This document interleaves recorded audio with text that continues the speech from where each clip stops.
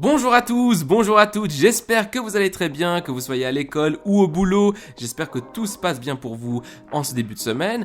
Dans cette vidéo, on va faire une petite analyse, ou plutôt je vais vous partager mon opinion sur les défenseurs du Real Madrid. Ce sera la première vidéo dans cette vidéo, je vais vous proposer un classement avec mes joueurs d'un côté, ceux que j'aimerais garder à 100%, que j'aimerais voir rester au Real Madrid encore longtemps, ceux pour lesquels j'ai encore un peu de doute et ceux que j'aimerais voir dégager sur le champ.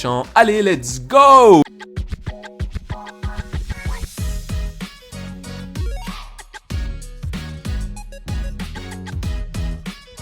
Dans cette vidéo, je vais vous proposer mon opinion avec une image, l'image d'une bibliothèque, d'une espèce d'étagère dans laquelle il y aura différents niveaux. Le niveau du haut, c'est les joueurs que j'aimerais garder à 100%, les joueurs qui m'ont convaincu, les joueurs que j'aimerais bien qu'ils restent au Real Madrid encore longtemps dans le futur.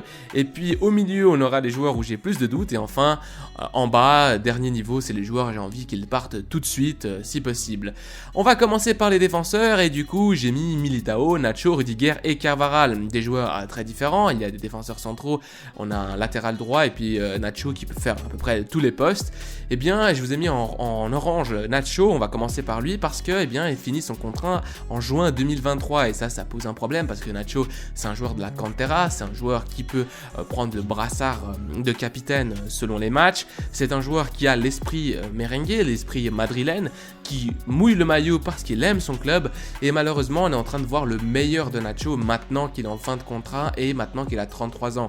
Si on compare, à un joueur comme Militao qui est beaucoup plus athlétique, qui est beaucoup plus dans la fleur de l'âge du footballeur, c'est-à-dire entre 25 et 30 ans, là où normalement les footballeurs ont atteint un niveau de maturité et un niveau de performance qui leur permet de montrer leur meilleur niveau, eh bien c'est dommage parce que Nacho, lui, a déjà, comme j'ai dit, un âge un peu plus avancé de 33 ans. Mais Nacho est en train de montrer une très belle image dans tous les matchs, il dépanne, il peut faire plusieurs positions et surtout, comme j'ai dit, il sent les couleurs. Donc j'aimerais vraiment bien que Nacho reste et pour moi, c'est vraiment un joueur à aller renouveler son contrat. Militao, je l'ai mis top 1 parce que Militao, c'est le joueur le plus athlétique, le plus intelligent, le plus rapide, enfin, le meilleur défenseur central pour moi du Real Madrid. Il me fait rappeler, en fait, pour moi, c'est un mix en fait entre Ramos à l'époque et Pepe parce qu'il a cette agressivité de Pep ou Pepe, ça dépend comment vous l'appelez, je vais l'appeler Pep, à l'époque, qui était agressif sur le ballon, qui avait cette grinta et en fait aussi Sergio Ramos qui avait un tout petit peu moins, mais Sergio Ramos qui était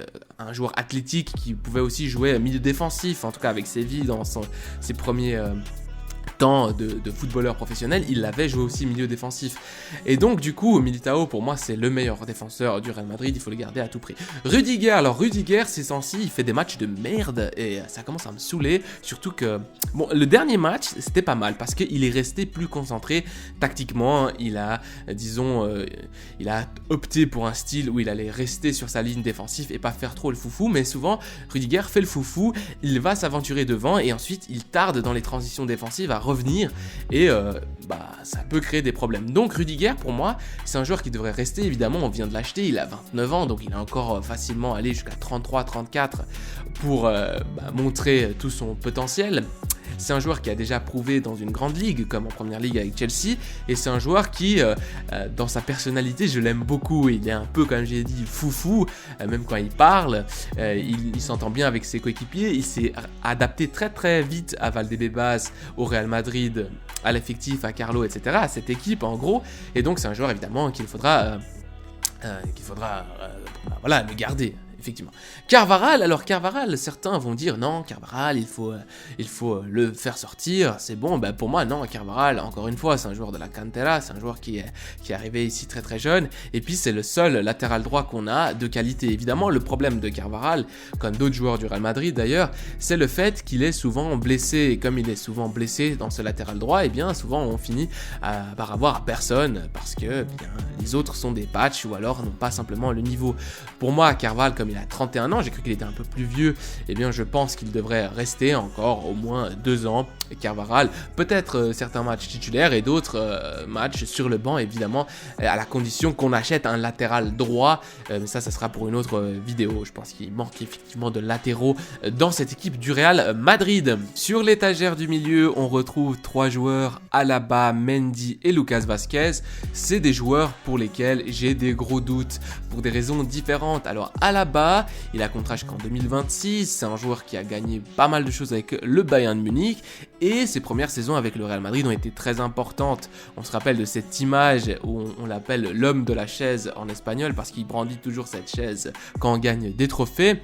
Il a toujours le sourire, c'est un joueur qui peut jouer défenseur gauche, voire milieu gauche. Avec Guardiola, il jouait même au poste de numéro 6, donc faudra voir, c'est un joueur talentueux qui a la vista, il est assez rapide, il peut combiner, mais défensivement, pour moi, il a de grandes lacunes en fait. Alaba, pour moi, ni en poste de défenseur gauche, ni en poste de défenseur central, c'est un joueur qui est sûr, voilà, un joueur imposant comme par exemple, je sais pas moi, Thiago Silva ou bien un joueur comme Van Dijk, voilà, ces joueurs imposants en défense dans lesquels tu les vois jouer, tu les vois sur la feuille de match, tu dis non, là on est au top, ça va être un mur défensif.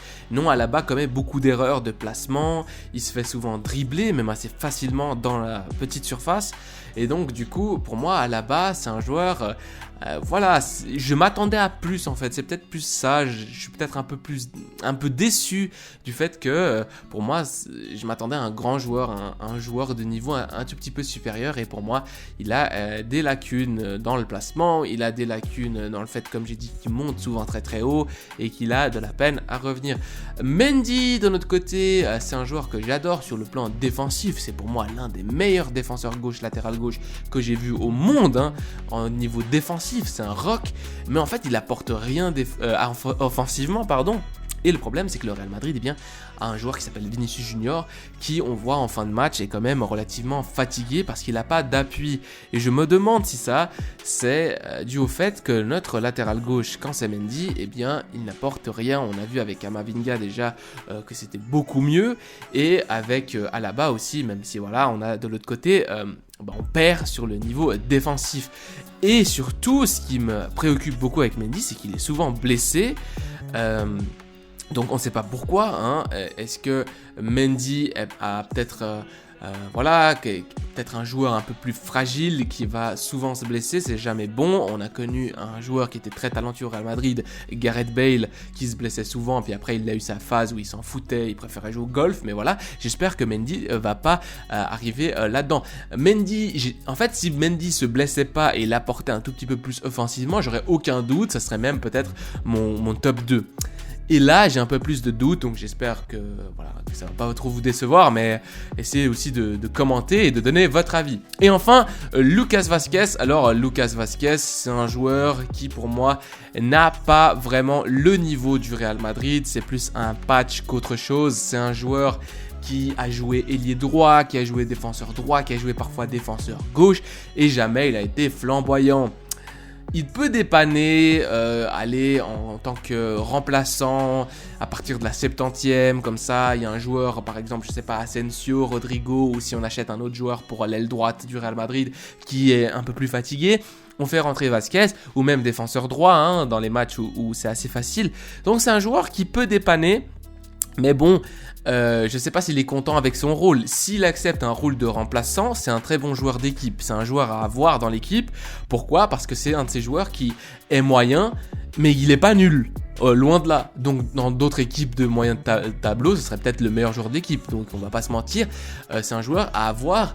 C'est un joueur que tu peux avoir dans le banc et que tu peux utiliser justement en sortant du banc pour donner du temps de repos à d'autres joueurs qui sont tes stars.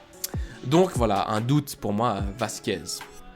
On va finir cette vidéo en parlant des deux joueurs que je ne comprends pas. En fait, je ne comprends pas pourquoi ils sont dans l'effectif merengue. Odriozola d'un côté, Valero de l'autre. En commençant par Odriozola, c'est un joueur qui était en prêt à la Fiorentina, qui a fait 2-3 bons matchs. Carlo voulait le récupérer, et c'était chose faite, il l'a récupéré pour le faire jouer que quelques minutes, et c'est tout. Ensuite, il a disparu. Pourquoi? Parce qu'en fait, on remarque que lorsque Carvajal est blessé ou est mal en point et il doit sortir, eh bien, on fait appel soit à Nacho, soit on fait appel à Militao pour jouer au poste défenseur droit, soit on invente quelque chose, mais on ne fait pas jouer ou Lucas Vazquez, qui est un ailier à la base et qui peut descendre défenseur droit. C'est pour ça que j'ai dit aussi avant que c'est un joueur qui est utile parce qu'il peut être un patch assez intéressant pour le Real Madrid, mais Odriozola ne joue pas, et Odriozola a 27 ans, donc pour moi, si j'étais à sa place, je partirais. En plus, jouer en 2024, c'est pas non plus très très loin. J'aurais essayé de négocier avec le Real Madrid et de prendre Laporte. Valero, il me fait de la peine. En même temps, c'est un joueur qui pose pas de problème, il sait qu'il n'a pas le niveau pour jouer au Real Madrid, mais il est quand même là, en 4e ou 5e ou 6e défenseur central. Donc d'un côté, s'il gagne pas beaucoup, autant le garder, parce que si un jour tout d'un coup tu as 3 blessés au niveau de la défense centrale, eh bien, voilà quoi, tu peux toujours faire appel à Valero. De l'autre, c'est un joueur qui quand même a encore 26 ans, donc si tu veux jouer au football, à mon avis, tu devrais essayer une expérience dans une équipe un peu avec des objectifs un peu plus faibles, peut-être une équipe moyen de tableau, je sais pas moi, Valero au Celta de Vigo, ou Valero à Valence, ou Valero dans une équipe peut-être moins importante, et là où il aurait beaucoup plus de temps de jeu. Parce qu'au Real Madrid, il va jamais jouer, et puis c'est un joueur qui fait un peu tâche dans cet effectif. Bon, c'est un peu méchant de le dire comme ça, mais c'est un joueur qui n'apporte rien, parce qu'en fait, on l'utilise jamais vraiment en dernier recours.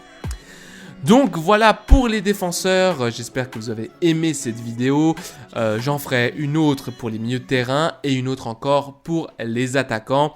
C'était tout pour moi, à la Madrid y nada más, allez, ciao!